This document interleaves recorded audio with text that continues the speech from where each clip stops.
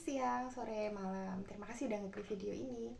Semoga video ini mempunyai manfaat buat kalian.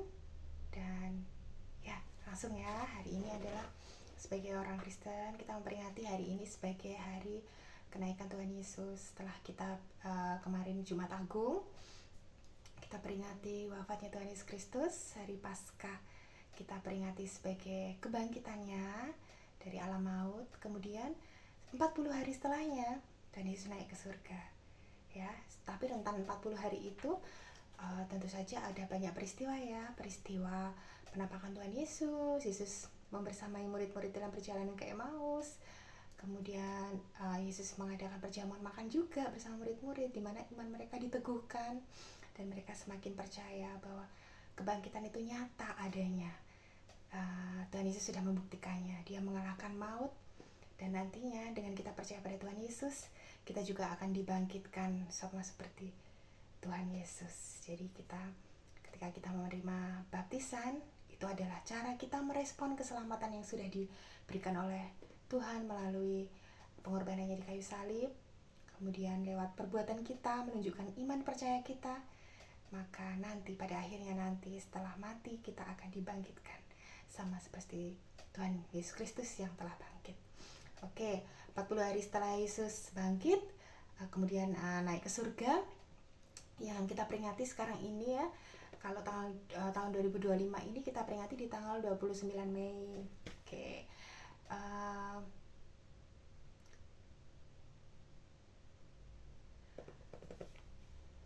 Kalau boleh saya mau baca Alkitab ya sebentar.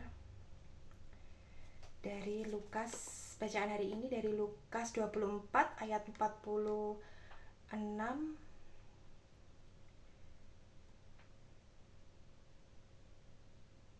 sampai 53.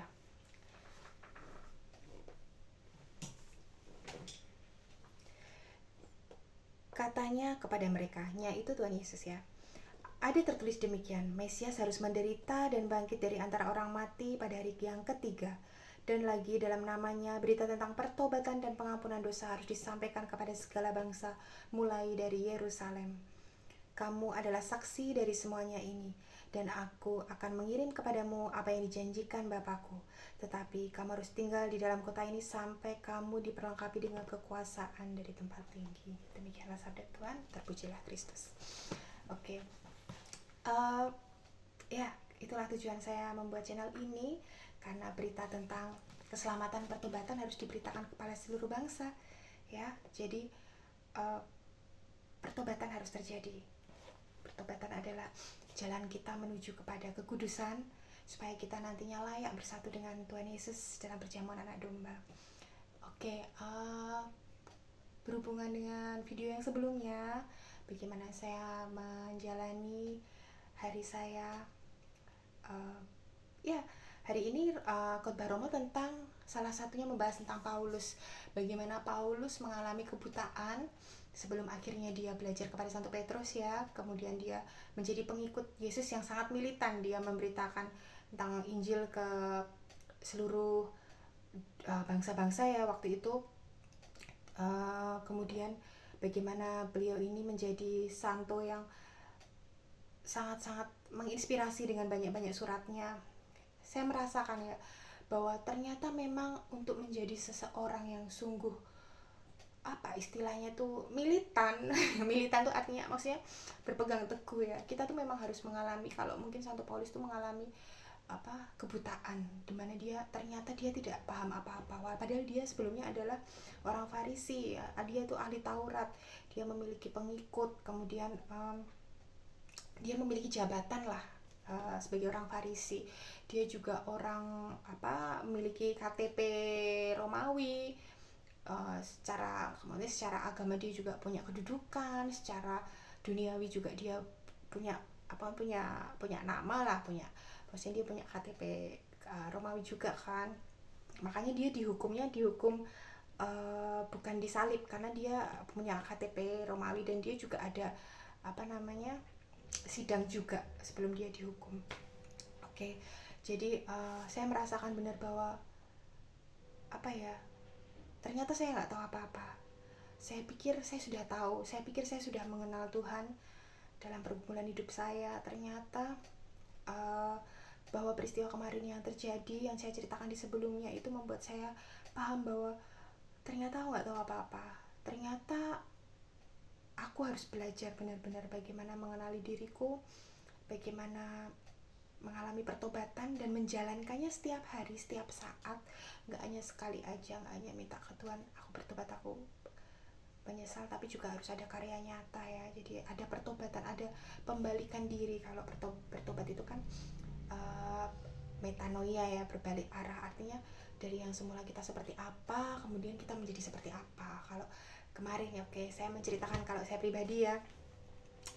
Jadi saya merasa saya bisa. Jadi perjalanan hidup saya, kalau boleh saya sharing sedikit, masa kecil saya adalah masa yang sulit, masa dimana benar-benar struggle ya. Saya nggak tahu ya saya mau share atau enggak, karena mungkin next ya videonya. Ini saya hanya ingin membahas tentang kenaikan Tuhan Yesus. Oke, jadi mengenai pertobatan, jadi kalau dari saya pribadi, saya mulai dari ini, pengenalan kenapa saya bisa jatuh ke dalam dosa yang berulang kali, mulai mengenal jati diri. Jadi kalau itu sih peristiwanya, tentu saja saya merasa diarahkan oleh Roh Kudus ya. Jadi saya merasa saya udah tahu nih kelemahan saya. Oke, waktu itu ya saya catat. Kemudian saya merasa udah bisa berdamping dengan itu, tapi ternyata terjadi kan sesuatu yang nggak mengenakan terjadi berulang kali. Ternyata Roh Kudus menunjukkan bahwa ternyata saya belum menyentuh dasar apa yang menjadi kelemahan saya, yaitu saya terlalu mengandalkan diri sendiri, saya terlalu percaya dengan perhitungan saya terlalu spekulatif dengan perhitungan manusia, jarang melibatkan Tuhan ya. Mungkin itu yang bisa saya tangkap sejauh ini. Jadi ya saya belajar untuk apa-apa bertanya sama Tuhan. Jadi kalau misalnya nih anak-anak saya mau ikut les ya, ya saya sih bertanya sama Tuhan ya, maksudnya baik enggak ini buat dia, apakah ini harus les bulan ini atau bulan depan, seperti itu. Jadi banyak-banyak ngobrol sama Tuhan lah, karena Tuhan di sana tuh nungguin kita ngobrol. Tuhan nunggu kita untuk menyapanya gitu loh. Terkadang kita itu merasa kayak yaudah doa sebelum makan, doa sebelum tidur, doa bangun tidur itu kayak menjadi rutinitas gitu loh. Terkadang tanpa hati, karena ayo siapa yang di sini kalau bangun pagi tuh rasanya pengen keburu melakukan sesuatu ya, masak nasi lah, atau beres-beres, atau menyiapkan tugas kantor atau tugas rumah, nyiapin anak dan sebagainya. Kadang karena kesibukan seperti itu yang tanpa kita sadari itu kita hanya menjalankan rutinitas. Kalau ngobrol sama Tuhan kayak misalnya ya, kita punya temen nih satu asrama, terus kita cuma kayak hai pagi udah, terus tapi tanpa hati gitu. Jadi ya ini yang mulai saya perbaiki. Saya benar-benar pengen ngajak ngobrol Tuhan. Mungkin nggak ngobrol ya, mungkin hanya diem gitu, tapi ya banyak ngobrol sih. Cuman saya baru belajar bagaimana nggak kebanyakan ngobrol, tapi lebih banyak diem aja gitu. Kadang ya seringnya kayak nggak denger apa-apa, tapi ya udah saya cuma pengen ngobrol gitu. Dan saya yakin Roh Kudus yang akan menuntun saya. Gitu, selamat merayakan kenaikan Tuhan Yesus Kristus. Tuhan telah bangkit, Tuhan telah naik ke surga, menyiapkan tempat untuk kita. Jadi berbahagialah, melalui pembaptisan kita disatukan dan dilayakkan bersama Kristus nantinya dalam perjamuan abadi di surga. Oke, tetap jaga iman, jaga kepercayaan, baik dalam perbuatan juga kita jaga. Kemudian ya tetap sayangi sesama dan tetap yakin bahwa Tuhan akan selalu ada menolong kita. Yuk, banyakin ngobrol sama Tuhan. Bye, sampai ketemu lagi. Peluk cium.